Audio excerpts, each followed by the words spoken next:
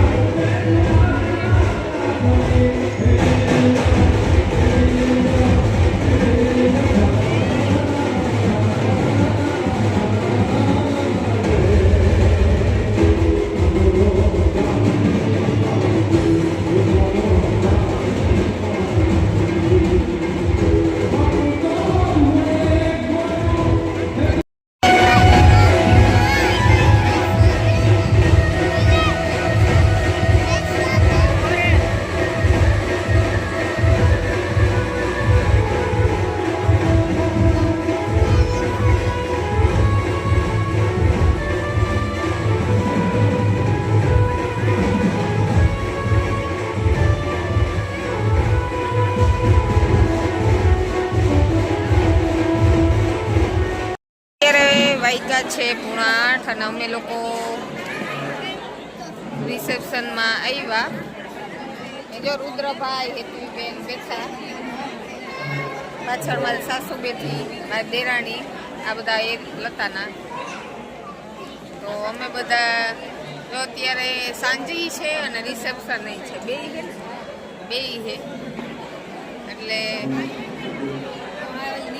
જમણવાર ઉત્તરાળાનું. જે મેં કીધું હતું કે બીજા 2 લગ્ન છે, એમાંથી આજે વાયણું આવે એમ. અત્યારે મંડી ન મળી, અત્યારે બહુ છે 23-24ના લગ્ન, તો મંડીનો પ્રોબ્લેમના લીધે રાતે રહી બધું. અને આજે બધું પૂરું. એક માંડવો હતો, પછી જાન ગઈ, અને આજે ઉત્તરાયણનું પણ જમણવાર અને વાયણું બધું એમ, સાંજીને બધું એક જ દીએ. તો આ છે અમારા સામેના જ બીજા લગ્નનું આજે જમણવાર.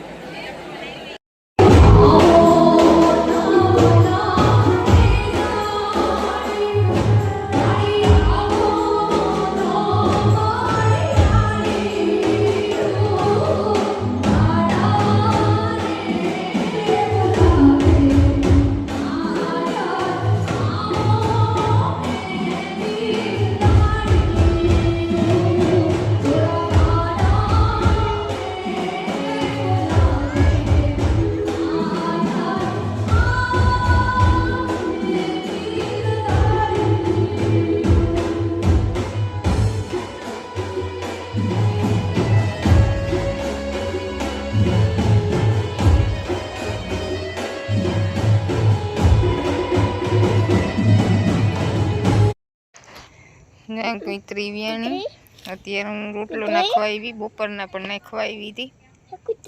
અને એના ગલુડિયા જોવા હે ગોખાવમાં. અત્યારે ઈ તો ખાતા નથી, પણ આ ખાય તો એને દૂધ આવે એવા માટે. અને આ ટાઈમે એ લોકો ખાય એટલે વાહે 3 જણા પણ ખાઈ શકે. નીકળી ગયા 3 એ 3, પણ મેં રોટલો નાખ્યો, કૂતરી નથી, પણ આ ખાતા નથી. એ લોકો જે ખાતા હીખા જ નથી, દૂધ હોય તો પીએ. નકો કૂતરીને ધવરાવે તો ધાવે, પણ હું એવા હાડું જ કૂતરીને રોટલો નાખું કે આ 3 ને વાંધો ન આવે. મસ્ત જો રમતું ઘરે. એની મમ્મી આહે પાસે આમાં ગયા જ, મારે મોડું થઈ ગયું નાખવામાં. કાલે હતી કા, આજ નથી. મસ્ત રમે. આજ તો બીતા નતા કે બીએ. હું રુદ્રભાઈ જમવા બેસી ગયા. જમવામાં હે રોટલા, દહીં, દૂધ, વટાણાનું બટેટાનું શાક. રુદ્ર ને હું બે હમણાં કૂતરીને નાખવા ગયા તા. કૂતરી ન મળી, પણ ગલુડિયા રમાડી લીધો રુદ્ર એની. રુદ્રને તો બહુ જ ગમે ગલુડિયાની. હે મોટા થઈ જાય ત્યાં લઈ હા ઘરે લઈ આવી પછી મોટો કરી. મજા બહુ ગમે ને તને ગલુડિયા. ગલુડિયા તો બહુ જ ગમે. અમારે ગમે નહીં હોય ને ગલુડિયા દેખે ને એટલે લેવું જ જોઈએ નહીં. અમે તો 3 અમારા આંગળે આવી ગયા, તો જે નાના હે.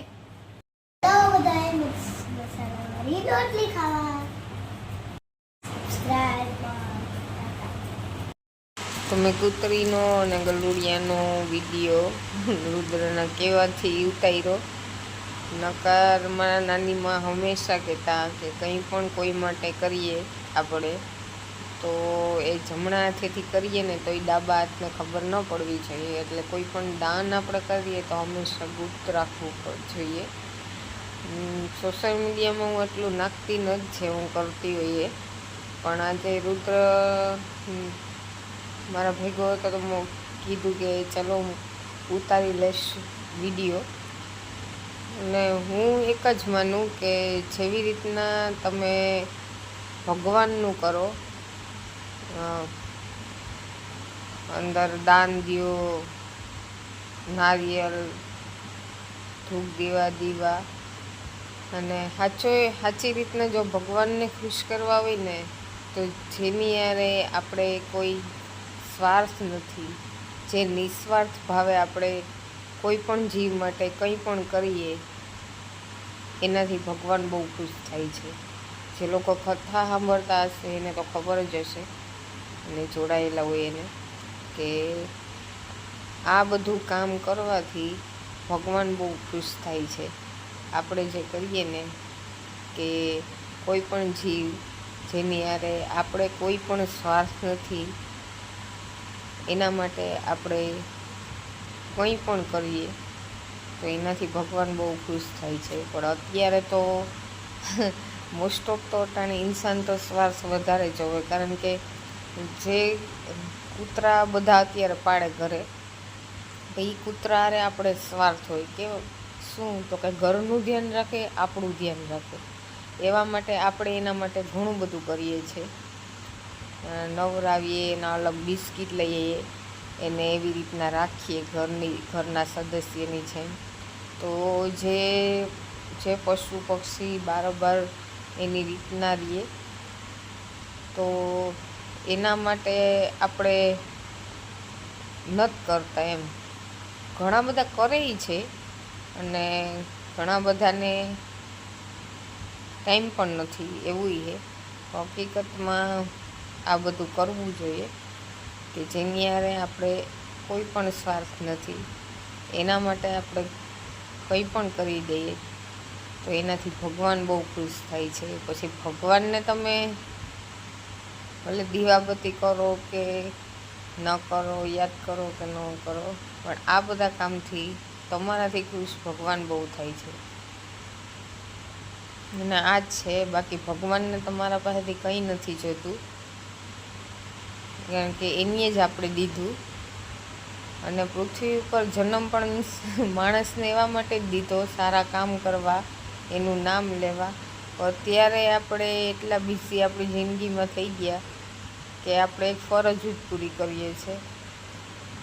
જ્યારે સમજ નથી ત્યાં સુધી તો રમીએ, પછી જ્યારે સમજ આવી જાય તો એ બધા બોજ લઈ અને ઘર સંભાળવાનું, છોકરાઓને એ બધા બોજ આવી જાય આપણી માથે, અને એ એક આપણે બધા ફરજ જ પૂરી કરવા આવ્યા, અને ત્યાં તો જિંદગી પૂરી થઈ જાય આપણી. એટલે આ બધા કાર્ય નકર કરવા જ ભગવાને આપણે મનુષ્યનો જન્મ દીધો છે, અને આ જ હારે આવશે, બાકી કંઈ પણ હારે નહીં આવે. બાકી તો એક કહેવત છે કે સૂર્ય છે એ ભૂખો ઉઠાડે છે, પણ કોઈ પણ જીવને ભૂખો સુવડાવતો નથી, એટલે બધાને બધું જડી જ જાય.